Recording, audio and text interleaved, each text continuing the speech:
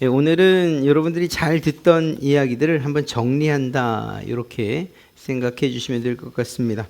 성경을 읽다 보면 어떤 단어들 특별히 마음에 걸리는 단어들도 아니에요. 그냥 읽어 내려갈 수 있죠. 오늘 성경처럼 이렇게 읽다 보면 유대 총독, 분봉왕, 또 안나스 대제사장 등등 이렇게 말입니다.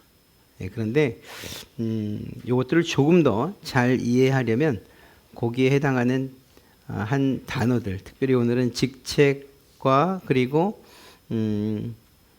어떤 회당 등등 그런 직책에 관한 이야기들 좀 하려고 합니다. 그리고 이러한 직책에 대한 이야기를 하려다 보니 헤롯 왕가의 도표를 다시 그리지 않을 수가 없었어요. 왜냐하면 저희가 제일 먼저 살펴보려고 하는 이 분봉왕이라고 하는 단어를 살펴보면 이 왕이 대체 어떻게 유래가 된 것인가를 살피려면 헤롯의 왕가를 살펴볼 수밖에 없습니다.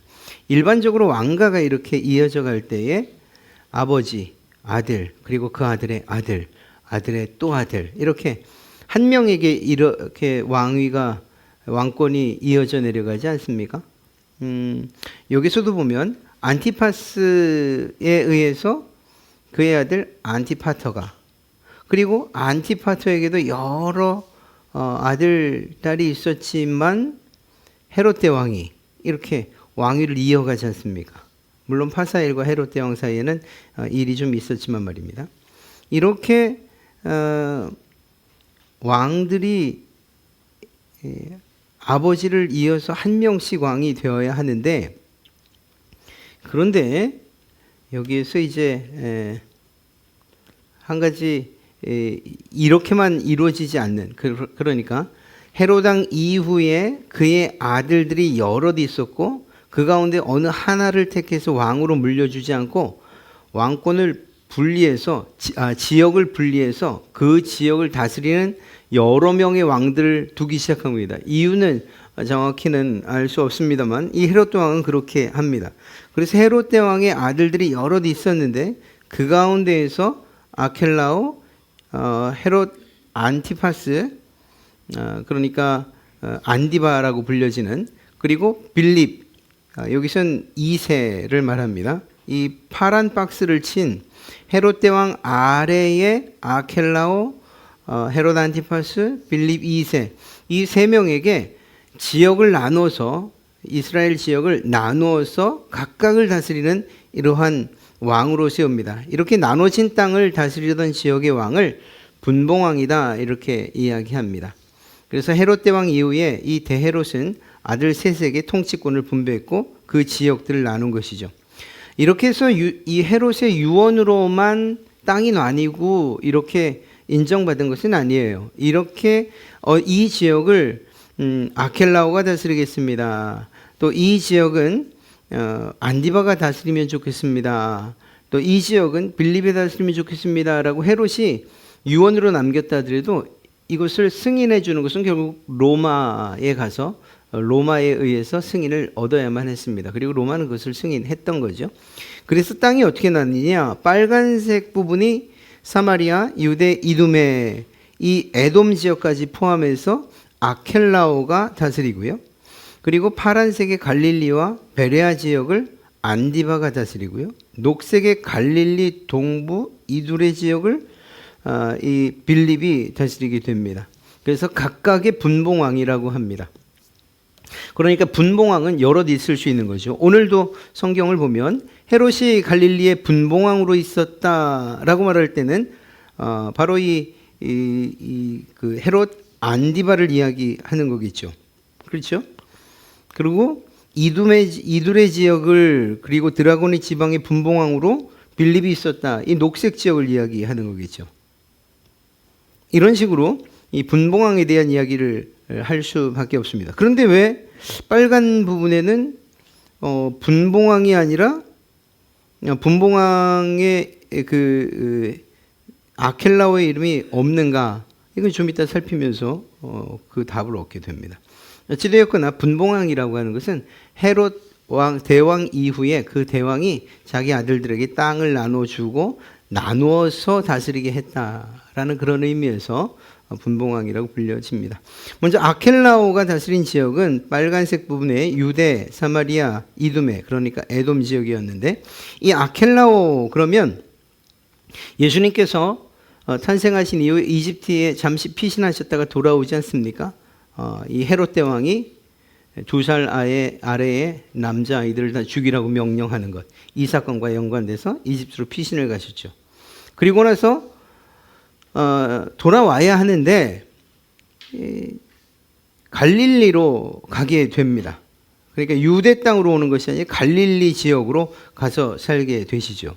근데 그 이유가 무엇이었냐? 성경을 보니 아켈라오가 그의 아버지 헤롯을 이어라고 말하고 있어요. 그러니까 헤롯 대왕이 죽은 거죠. 헤롯 대왕 자신의 그 아들의 목숨, 아기 예수의 목숨을 노리던 헤롯 왕은 죽었어요. 그런데 그의 아들 아켈라오가 왕이었단 말입니다.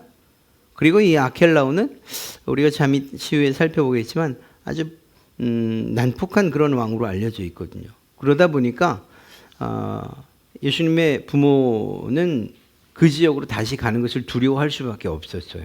그래서 갈릴리로 가게 됩니다. 그러니까 그 예수님께서 아기로 계실 지역 당시에는 이 아켈라오가 실제적으로 분봉왕으로 있었다라는 사실을 알 수가 있죠. 이 사람이 바로 이 아켈라오이고, 안티파스라고 되어 있는데 성경에는 안디바라고 되어 있습니다. 헤롯 안디바. 그 사람은 갈릴리와 베레아, 그러니까 요단강을 기준으로 해서 동편 지역을 다스리던 이 파란색 부분을 다스리던 사람이었는데, 그 왕이었는데 어떤 일을 했냐? 예수님이 공생에 3년 지내시는 중에 그때 등장하는 헤롯 왕이에요. 그러니까 예수님의 공생애에 나오는 헤롯, 그 이름은 바로 지금 이 안티바를 이야기한다라고 보시면 됩니다. 이 안티바는 어떤 일을 했냐? 디베랴 도시를 건설합니다. 그리고 이 디베랴라고 하는 것은 티베리우스 황제를 기념해서 세운 도시이죠. 로마의 황제에게 잘 보이려는 그런 마음으로. 이 사람은 빌립의 아내 헤로디아와 결혼한 왕입니다. 이게 좀 복잡해지죠. 우리가 지난번 살펴봤던 것처럼 이 헤롯 안티파스는 위에 도표를 보면 헤로디아와 결혼을 해요. 아래쪽으로 난 박스를 보면 헤로디아. 그런데 이 헤로디아가 누구냐? 빌립 1세의 아내였거든요.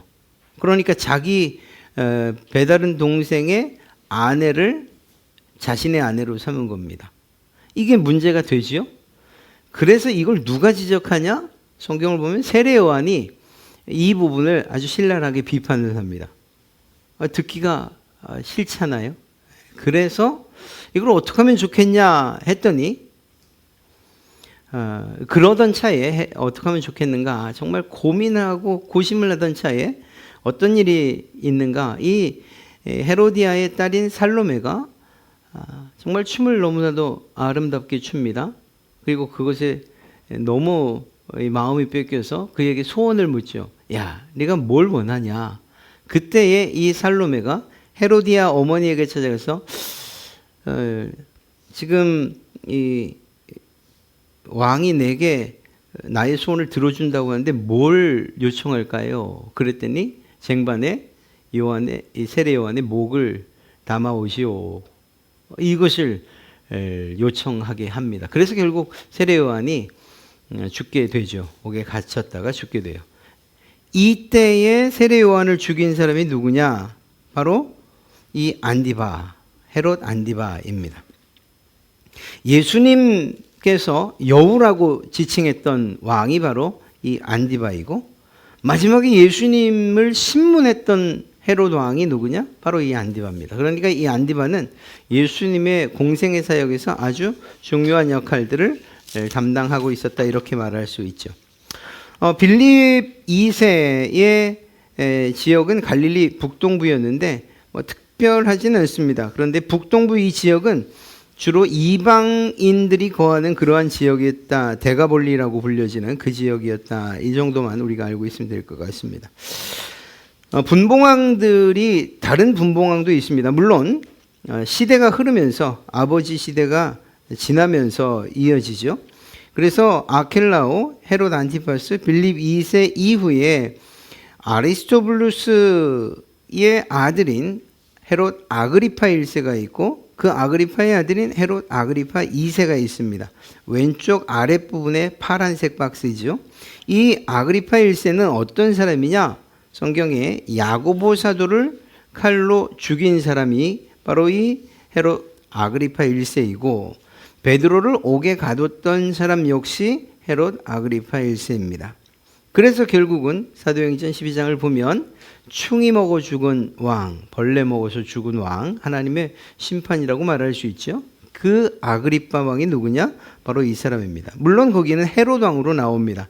아그리파라는 이름을 가지고서 처음 등장하는 사람은 바로 이 아그리파 2세인데 이 사람은 헤롯 왕과의 마지막 왕이에요. 마지막 왕이면서 베레아 지역, 데가볼리와 갈릴리, 데가볼리, 베레아 지역. 그러니까 여기 보시면 지도를 보시면 갈릴리, 베레아 지역만 다스린 게 아니라 데가볼리까지 포함해서 누가? 바로 이 아그리파 2세가 다스리게 되죠. AD 55년경입니다. 그러니까 예수님은 계시지 아니한 그때. 자, 이 가이사랴를 방문합니다. 누가? 아그리파 2세가 이 가이사랴를 방문해요. 근데 이때가 언제냐? 총독이 교체되는 그때였거든요. 그래서 교체되는 베스토 총독을 축하해 주려 가이사랴를 방문했어요. 그때 사도 바울이 이 아그리파 왕 앞에서 자신의 신앙을 간증하게 되죠. 그러니까 내가 예수 그리스도에 미친 것처럼 당신도 예수 그리스도에 미쳐보시오. 이렇게 말입니다. 그것은 사도행전 25장부터 26장 사이에 기록되어 있는 것을 보게 됩니다. 그러니까 분봉왕이라고 하는 것은 그냥 한 왕이 자기의 아들 가운데 어느 한 명을 선택해서 왕위를 주지 않고 여러 아들들에게 지역을 분할해서 나눠줬다라는 의미에서 분봉왕이라고 그렇게 기록하고 있는 것입니다. 총독은 우리가 제일 잘 아는 총독은 바로 빌라도죠. 빌라도 총독을 우리가 잘 알고 있습니다. 그런데 총독은 어떤 지위냐? 일반적으로 전쟁에서 승리한 나라는 자기의 정복지에 왕을 세우지요. 꼭두각시 왕을 세우든지 아니면 또 다른 통치자를 세웁니다. 로마는 총독을 파견합니다. 그래서 총독인데 마땅히 세울 그런 왕이 없다 싶을 때에 본국에서 이 총독을 대리 통치자로 파견하는 것입니다. 로마가 그렇게 했다는 것입니다. 그런데 이 총독이 유대 지역을 사마리아와 유대 이둠의 이 유대 지역을 총독이 다스리거든요. 그러면 아까 말씀드린 아켈라오라고 하는 분봉왕이 있었는데 총독을 왜 파견했느냐? 중복해서 파견한 것은 아닙니다. 분봉왕이 있었음에도 불구하고 총독을 파견한 이유는 무엇이냐? 당시에 가이사 아우구스투스의 정책은 유화 정책이었어요. 비록 식민제라 하더라도 강압적으로 또 혹은 이 아수르나 혹은 바벨론과는 좀 다른 그래서 유한 정책을 써서 그래서 종교도 인정하고 또 문화도 어느 정도 허용하는 세금만 잘 내면 된다 이런 정책을 취했는데 그런데 문제는 로마는 그런 정책을 취했는데 이때 유대와 사마리아 에돔을 통치하던 바로 이 아켈라오가 그런 성격이 아니었어요. 매우 난폭하고 야만적이고 또 독재적이었던 그런 왕이었던 것입니다.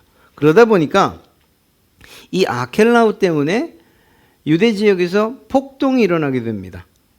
로마에 대항한 것이 아니고 이 아켈라오 분봉왕에 대해서. 그런데 이 폭동을 진압하는 과정에서 2-3천 명의 사람들이 살해를 당하게 돼요. 그러니까 그것은 불길같이 그냥 이 불에다가 기름 끼얹은 것처럼 확대될 수밖에 없는 그런 상황이 벌어지죠. 이런 혼란을 누가 결국은 잠재우냐? 로마에서 로마가 그것을 잠재웁니다. 그런데 그게 미봉책이죠. 유대 사람들 입장에서는 지금 한 가지만 해결되면 되는 거예요. 저 헤롯이 우리를 통치하지 않게만 해주시오. 그러면 우리가 이렇게까지 이 밀란을 일으키거나 혹은 폭동을 일으킬 이유가 없습니다. 그러니까 헤롯 왕을 내쫓으시오. 이렇게 돼요. 그리고 로마의 이 가이사가 이 청원을, 유대인들의 청원을 들어줍니다. 그래서 로마로 아켈라오를 불러들이고, 그리고 이 아켈라오를 길리아라는 곳으로 추방을 시켜버려요. 그러면 지금 이 붉은 지역의 사마리아, 유대, 이두메에 정치적인 공백이 생기지 않습니까? 다시 분봉왕을 세운 것이 아니고 거기에 총독을 파견한 거예요. 그래서 이 지역은 아켈라오 이후에는 총독이 다스리는 땅이 되고 맙니다. 그래서 유대의 총독들이 계속 이어져 가요. 우리가 잘 아는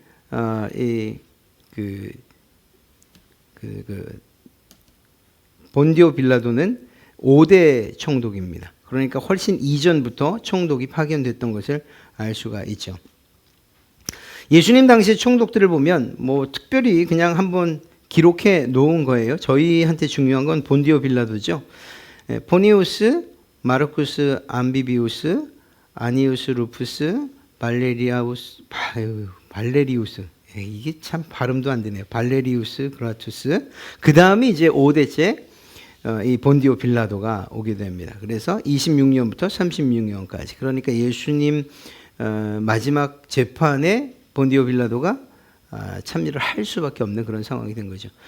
그러니까 여기서는 왕이 아니라 총독이 모든 정치적인 그리고 통치권을 다 갖게 되는 겁니다. 바울 당시에도 여전히 이 지역은 총독이 관할하고 통치하게 되는데 그때의 누구? 벨릭스와 베스도가 이어집니다. 아까 말씀드린 이 아그리파 2세는 분봉왕으로 있었지 않습니까? 그 파란색 지역의 분봉왕이었는데 이 빨간색 지역의 총독이 누구였냐? 그 당시에 벨릭스였어요. 그런데 벨릭스가 떠나고 베스도가 총독으로 오는 요 시점이었거든요. 그러니 새로 오는 총독한테 잘 보여야 되잖아요. 그래서 이 파란색 지역에 있던 아그리파 2세가 인사차, 문안차 찾아온 거예요, 유대로. 그 찾아온 아그리파 2세 앞에서 사도 바울이 자신의 신앙을 간증하고 당신도 예수 믿으시오 이렇게 이야기하죠. 그렇게 됩니다. 그리고 지금 그 뒤에 삼두 정치부터 이건 없어도 되는 건데 제가 이게 삭제를 못했네요. 지난주에 우리가 살펴봤던 내용이죠. 그래서 말씀드린 대로 원래는 분봉 왕들이 다스리게 되는데 그런데 이 특별하게 아켈라오가 다스렸던 사마리아 유대 지역에서 폭동이 일어났고 그 폭동에 대한 진압 그리고 통치권을 결국 총독으로 채워넣는 그래서 총독이 다스리는 지역이 되었다 이렇게 말씀드렸어요. 자, 그러면 이제 사내들인 공회라는 건 저희가 많이 들어봤지 않습니까? 사내들인 공의회 이게 이스라엘 사람들에게 있어서 아주 중요한 그러한 의회였습니다. 그러니까 로마가 식민지로 이 로마의 식민지 하에서 그러니까 위로부터는 황제 또 분봉왕 또 다른 지역은 총독 이렇게 로마가 지금 다스리고 있는 상황 하에서 이스라엘 안에서 자체적으로 자신들을 대표하는 그러한 기관으로 이 사내들인 공의회를 만든 거예요. 그러니까 이것은 법적으로 어떤 힘과 권력을 소유했다 이렇게 볼 수는 없어요. 그렇다 하더라도 유대 공동체 안에서만 유효한 거죠. 예를 들어서 사내들인 공의회가 헤롯 왕 혹은 또 뭐 총독하고 이렇게 견줄 만한 위치에 있냐? 그건 아니죠. 일단 식민지 하에 있기 때문에 사내들인 공의회는 이 지위의 서열로 보면 아래에 있어요. 그렇지만 유대인 공동체 안에서는 아주 큰 힘을 갖는 그러한 의회, 공의회일 수밖에 없는 거죠. 그들이 어떤 일들을 했느냐? 최고의 자치 의결 기관이었어요. 그러나 어떤 문제가 생기거나 아주 중요한 국가적인 일들을 결정할 때는 이 산헤드린 공의회에서 결정하죠. 또 자체적으로 사법, 입법, 법을 세우고 그것을 집행하는 것까지도, 그리고 행정 기능까지도 모두 있는 기관이 바로 이 산헤드린 공의회였습니다. 그러니까 정치기관으로 보는 것도 틀리지 않습니다. 산헤드린 공의회에서 결정했다. 그러면 대부분의 유대인들, 아니 대부분이라고도 할 수 없죠. 그냥 유대 공동체는 그 뜻을 따라서 갈 수밖에 없는, 이런 상황 가운데에서 어떤 사람들로 구성되어 있느냐? 대제사장, 서기관, 바리새인들로 구성된 71명이 회원이었습니다. 산헤드린 공의회 회원. 이 산헤드린 공의회에서 결정을 지면 그러면 되는 거였어요. 그러다 보니까 이스라엘을 대표한다라고 할 때에 신앙이나 혹은 또 정치적이나 뭐 다른 색깔을 가질 수는 있지만 결정하고 나면 따라야 되는 거죠. 그런 상황에서 이 공의회 회원이었던 니고데모 같은 사람은 그럼에도 불구하고 예수님을 장사 지내는 일에 참여하죠. 그러니까 공의회 회원으로서 그 일을 한다는 것은 자기의 모든 그 직위나 직분을 다 포기한 그런 상황이라고 봐도 틀리지 않습니다. 왜냐하면 산헤드린 공의회 구성원들이 대제사장, 서기관, 바리새인들이었고 그들이 중심이 돼서 결국 예수님을 죽였지 않습니까? 그런 상황 가운데에서 나는 예수 그리스도의 장사를 지내겠다 이렇게 결정짓는 것은 자기가 산헤드린 공의회 회원이지만 그럼에도 불구하고 내가 예수를 따르겠다. 거기에서 징계든지 또 자격 박탈이라든지 이런 것들을 다 감수하고 행한 거죠. 그러니까 신앙에 대해서 용기 있는 그러한 행동이었다 이렇게 이야기할 수 있습니다. 대제사장을 살펴보지 않을 수가 없는데요. 대제사장, 산헤드린이 유대 공동체 자치 그 세력으로서의 최고 기관, 의결 기관이었다. 그러니까 공동체 안에서의 최고 의결 기관이었다라고 한다면 이스라엘을 대표하는 왕이나 혹은 총독 말고 이스라엘 공동체를 대표하는 그런 한 사람을 이야기하라고 하면 그게 바로 대제사장이었어요. 그러니까 그냥 우리가 알고 있는 그 생각대로라면 대제사장은 유대 공동체의 모든 신앙과 모든 하나님과의 관계 가운데에서 아주 모범이 되고 그리고 이끌 만한 그런 지도자여야 합니다. 그런데 그런 최고의 지도자였는데 그리고 산헤드린의 대표였는데 이 사두개파가 장악을 하고 있어요. 자, 그러면 이제 의심이 여러분 생각이 벌써 뭐가 좀 이상하다 생각이 들죠. 사두개파는 바리새파와 비교했을 때 어떤 성향, 어떤 그 주장을 한다고 말씀드렸습니까? 그리고 어떤 사람들이 사두개파에 모여 있다고 말씀드렸어요? 천사나 영혼을 인정하지 않는 사람들이었죠. 사후세계도 인정하지 않는 사람들이었어요.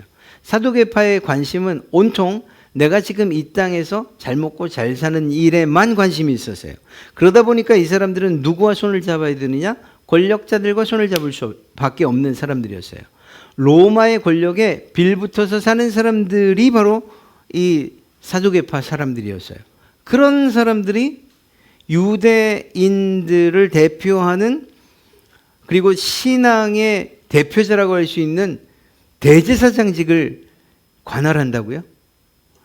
실제로 이 대제사장은 사두개파 안에서 거의 나왔어요. 이 당시에는. 그러니까 뭔가 앞뒤가 안 맞죠.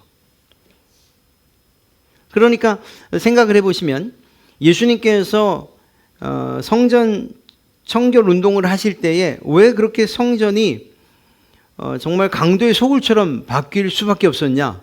사두개파가 대제사장으로 있었으니까 그들은 성전에서 드리는 예배 이런 것들보다는 자기들이 얼마만큼 권력과 그리고 또 이 재력을 얻는가 이거에만 관심이 있었거든요. 그러니까 허용할 수밖에 없는 거죠. 물론 바리새파 사람들은 정반대의 생각을 가지고 있었지만 대제사장이라고 하는 직분을 이 사두개파에서 장악하고 있었기 때문에 그 부분은 어쩔 수가 없었던 거죠. 유대인의 공동체 대표라는 것을 알게 된 정복자들이, 그러니까 로마든 왕이든 총독이든 누구만 잡으면, 어떤 사람만 자기 편으로 만들면 유대 공동체를 휘어잡을 수 있겠다 생각했겠습니까? 이런 정도라면, 대제사장만 우리 편으로 만들면, 그러면 우리가 이 유대를 통치하는 것은 어렵지 않다 생각을 했죠. 그러다가 어디까지 가느냐? 그러면 우리 입맛에 맞는 대제사장을 세우자, 이렇게까지 간 거죠. 그래서 실제로 대제사장을 자격이 없는, 대제사장은 아론의 계열에서 나와야 되잖아요. 그런데 그거 다 무시하고 그냥 자기 편에 있는, 자기들이 조정하기 쉬운 사람을 대제사장으로 세웁니다. 그게 누구냐? 안나스가 바로 그런 사람이었어요.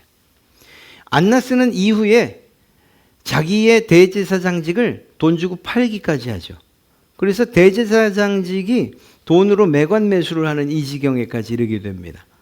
이스라엘의 신앙운동, 그리고 또 그들을 대표하는 사람이 이 지경이라고 한다면 그 피해는 고스란히 백성들이 볼 수밖에 없는 거죠. 그래서 이 당시, 적어도 이 당시의 대제사장은 돈과 권력을 밝히는 사두개파 사람들이었고, 그리고 그들은 그런 입장이다 보니 예수를 죽이는 일에 눈 하나 깜짝하지 않는 거예요.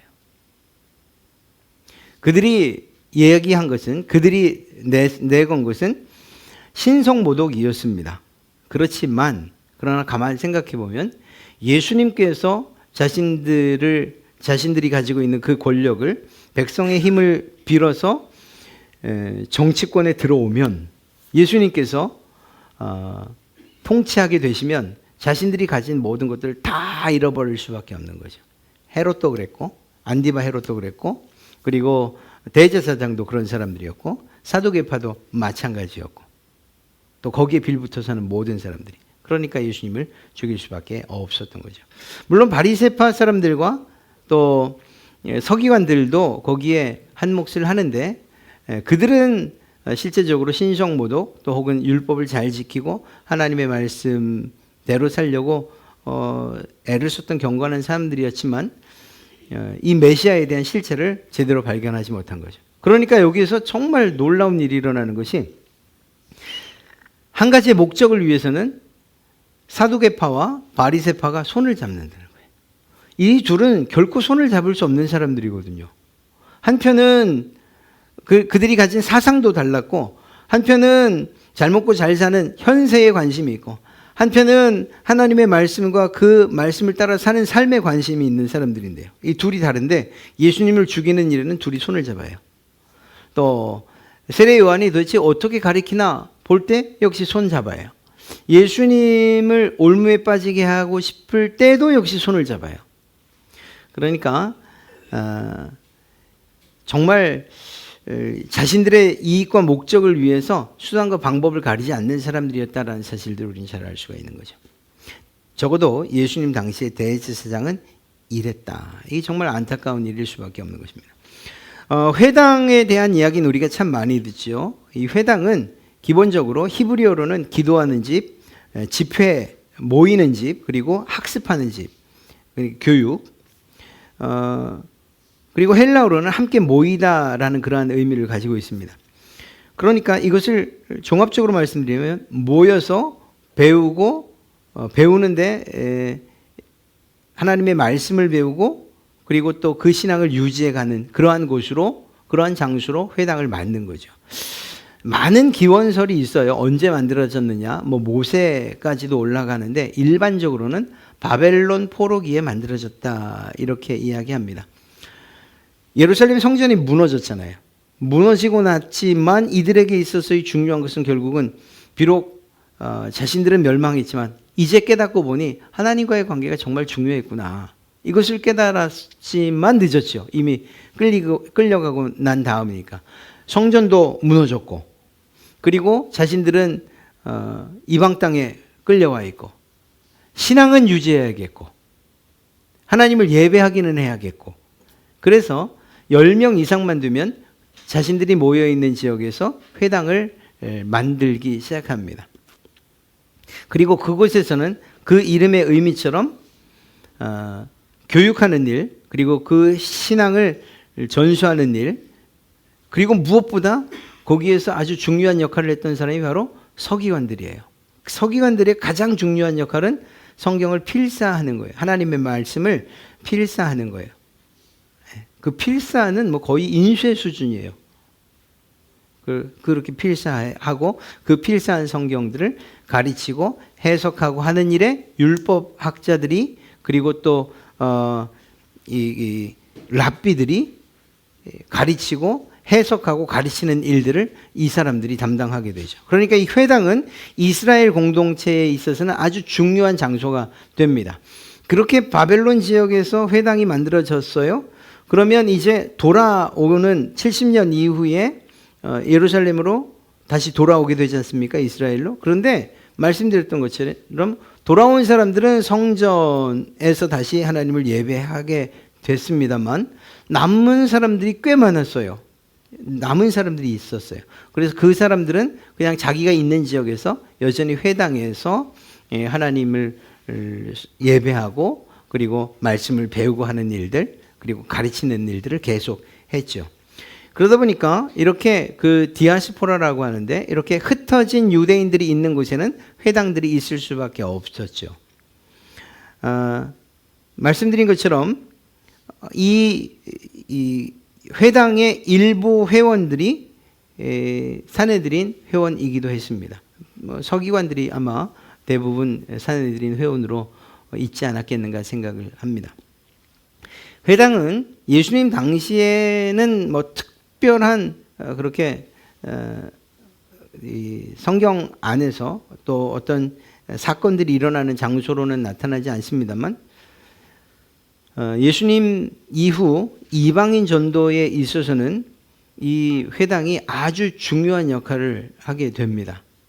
사도 바울은 새로운 지역을 가면, 그러니까 사도 바울의 선교 여행을 보면 새로운 지역을 갈 때마다 그 지역에 있는 회당을 찾아가죠. 그리고 그곳에서 말씀을 전하고 복음을 전합니다. 아니, 그렇게 쉽게 들어갈 수 있는 곳이냐? 예, 그럴 수 있었어요. 회당에서 뭘 가르치냐? 율법을 가르친다고 말씀드렸죠. 서기관들이 있다고 말씀드렸어요. 그 당시에 가장 유명한, 모든 사람들이, 유대인들이 알만한 가장 유명한 율법학자가 누구였냐? 그게 가말리엘이었어요. 가말리엘이라고 하는 사람. 그런데 바울이 누구에게 배웠냐? 가말리엘에게 배웠거든요. 아주 뛰어난 수제자였죠. 그러니까 사도 바울은 회당에 가서 제가 가말리엘에게 배운 누구입니다. 이러면 그에게 가르침을 받고 싶어 하는 거예요. 그러니까 회당에 들어가서 자신이 누구인지, 나는 바리새파 사람이고 바리새인이고, 그리고 가말리엘에게서 배웠습니다. 이러면 이 회당에 가르치는 자리를 사도 바울에게 내줄 수밖에 없는 거예요. 가르침을 듣고 싶은 거죠. 그렇게 해서 가는 곳마다 회당을 찾아갔고 그곳에서 복음을 전하고 또 그러한 선교 사역을 계속 이어갑니다. 그런 점에서 볼 때 이 회당은 예수님의 복음을 전하는 데 있어서 아주 중요한 역할들을 감당했던 곳이다, 이렇게도 볼 수 있는 것입니다. 그 다음에 뭐 저희가 살펴봤던 바리새파라든가 또 에스네파라든가 열혈당원이라든가 하는 것들은 저희가 지난번에 살펴봤던 부분들이 있고요. 이제 이렇게 쭉 살피다 보니까 아마 한 번 혹은 두 번이면 저희가 다 마칠 것 같아요. 다 마치고 나면 저희가 했던 이 교환들은 이렇게 저희 B5 책자로 이렇게 만들어서 비치를 해 놓겠습니다. 그리고 좀 저 역시 좀 서툴고 어눌하지만 이렇게 여러분들에게 드린 말씀들은 그냥 저희 홈페이지나 혹은 유튜브에 있으니까 혹시라도 한 번 더 듣고 싶다 그러면 교환을 펴시고 그리고 그 영상들을 시청하시면 다시 한번 되새겨 보시는 데 충분한 도움이 될 것 같습니다. 오늘은 이렇게 살펴보았고요. 그리고 이제 나머지 좀 로마와 관계된 어떤 잔재들이라고 할까요? 로마와 관계된 그런 몇몇 가지 사항들을 1시간 혹은 2시간 안에 살피고 일단은 마치도록 그렇게 이번 저희 공부하는 것들에 대해서는 마치도록 그렇게 하겠습니다.